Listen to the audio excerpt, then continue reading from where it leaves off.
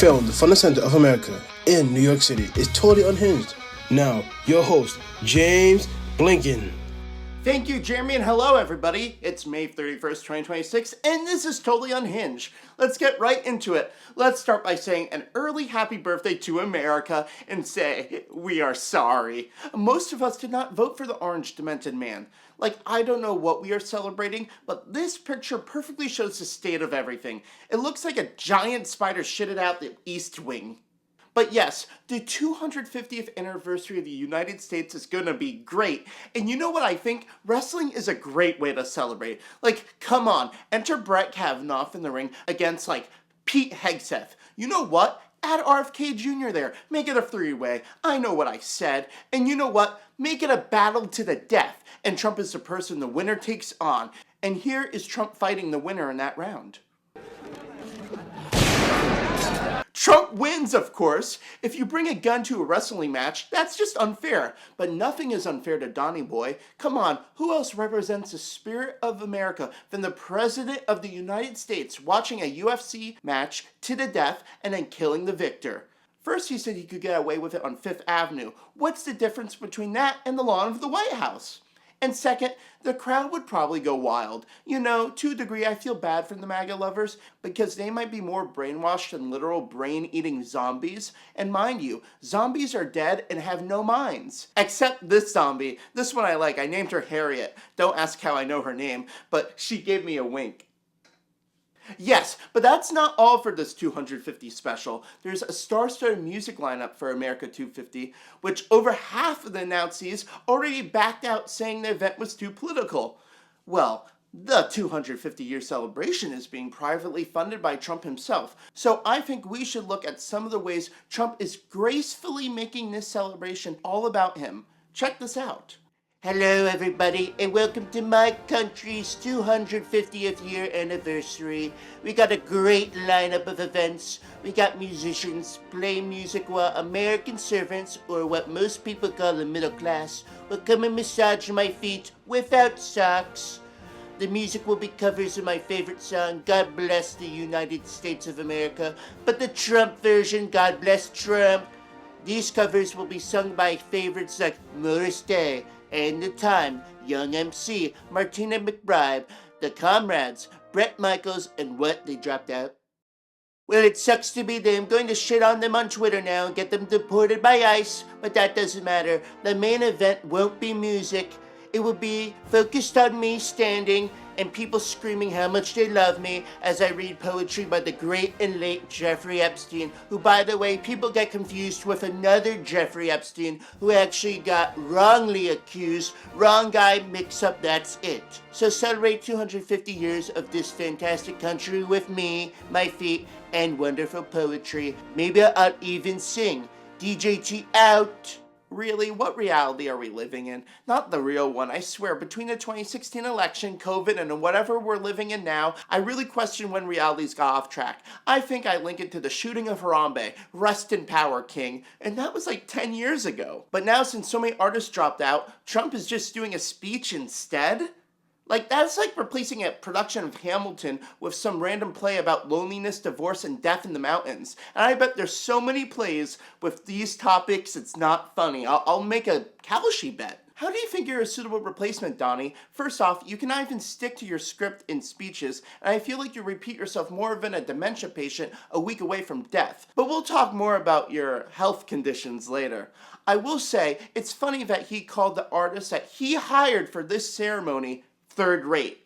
We all know they were third rate because they decided to perform at your MAGA grinder gangbang event, but the reality is, I give these third-rate artists at least some balls for getting the yips and not performing at your shitty celebration. Now, like other Americans, I will get drunk on the 4th of July and stuff my mouth full with victory hot dogs. Next, in a rare win, Trump has to take his name off something. The Kennedy Center, says a judge. And can I just say, so? Is he gonna listen? I want his name off the Kennedy Center, as bad as Trump wants us to stop talking about the 2.5 million Epstein files still not released. But tomato, tomato. So is this a win for the arts? The judge also temporarily halted the 2-year construction of the Kennedy Center, which Trump said was needed because of, quote-unquote, its potential state of collapse. Man, I think you're talking about the house you're living in because you knocked a third of it down. The judge who made this ruling is named District Judge Christopher Cooper, seen here saying, "Oh no, you didn't go there with me, punk." He says only Congress can control changes over the Kennedy Center, not Donnie. So of course Trump already attacked Judge Cooper saying blah blah blah, I don't care. Trump is a whiny little penis man. Talking about Trump's medical condition, he got a third physical during his second round as president. And we have exclusive real audio of some of the mental fitness tests he did. A listen with visuals. What do you see here? Hillary Clinton in prison. All right. Here? Sleepy Joe Biden. About this, what color? Black. Again, legendary stuff here. Moving on, we got some new sponsors today and the next couple episodes of Totally Unhinged. Introducing our band sponsors. We love advertising the newest and best music groups. Here's our first one. Jeremy? Today's band sponsor is the Santa Monica Gangbang. You won't find them in the description below. What a band name! Now, it's been a year into the Nintendo Switch 2, and I want to talk about because I'm a Nintendo fan and unbearable. Not necessarily those two things at the same time. And to be fair, this is a list of how I feel. It's not all accurate to anything or comprehensive. Just thoughts. Let's begin.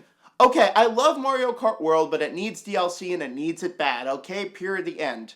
And I also wish Donkey Kong Bonanza was a launch title, okay? That's just how I feel. Those two games would have been great together. Okay, I know this is not the best thing to say, but the Switch 2 only getting a $50 price increase is better than the PS5G. Oh, the G in the PS5G stands for garbage. Next, I think Super Mario Bros. Wonder Switch 2 Edition and Kirby and the Forgotten World Switch 2 Edition are fun, even though short. I think of them as DLCs, and honestly, that justifies their price to me. What is not justified is the awful fucking titles, which I will not read in full because I get confused halfway through reading them. Not really, but kinda. Some Switch 1 games got free updates for the Nintendo Switch 2, like Donkey Kong Country Returns HD, Animal Crossing New Horizons, and Splatoon 3, which were really nice. And then Xenoblade Chronicles X got a fucking $5 Switch 2 edition with AI upscaling. Here is some notes on how I feel about that. I censored it because it would get me in trouble online, and you know how I probably feel about generative AI. Next, I think all the controllers for the Switch 2 are more comfortable in every way than the Switch 1, period, the end. They're just way better in my hands. Pokemon ZA. It's a Switch 2 game, but it's for both Switch 1 and 2.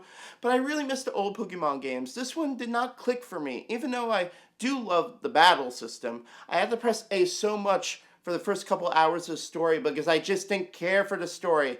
Listen, I know I'm not the target audience for this game anymore, but I do miss Pokemon games when they got started within the first hour of the game. Like, you didn't have to press A through hours of tutorials and bullshit. Like Pokemon X and Y and Pokemon Heart Gold and Soul Silver, you get right into it. Like Pokemon ZA and Ultra Sun and Ultra Moon, which are great games by the way. Both of these games have a lot of story in their first couple of hours. Ultra Sun and Ultra Moon is a good game though, so you might not press A through the whole story. Okay, point proven, I press A lot through Pokemon games. Point is, Pokemon ZA is not my favorite thing for sure.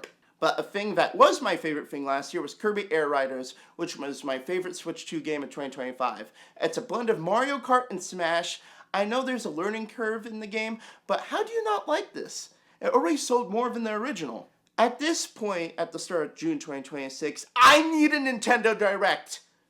Even though there's still like 3 games coming out that are first party games on Switch 2 I want. Did not say this while filming, but I also like that Nintendo's not selling all their games at $70 anymore. Some of them are $49, some of them are $59, some of them are $69. It just depends if you buy them digitally or physically. And we're not even talking about third party, which are still games I want. Yeah, I think anyone who thinks the first year the Switch 2 was bad does not have a Switch 2 or follow the news. I will admit it's not like as sparkling as the first year lineup of the Switch 1, but I do think this lineup has spunk in it for sure. I like the word spunk. Lastly, I'm very excited for the single-player Splatoon game, Splatoon Raiders. I always like the single-player campaigns in the other 3 games, so as Borat says, me excite. That was a bad Borat. Alright, that's enough of me nerding out about the Switch 2. We know I'm in love with it. Okay, not really, but kind of, but no, but maybe we should just not think too much about it. On that note, that wraps up another episode of Totally Unhinged. I hope you enjoyed the unhingedness, of course. I've been James Blanket, and I'll see you guys next time. Have a good one. This has been Totally Unhinged. I've been Jeremy Webb Jr. Have a great day, and even better tomorrow. Peace out.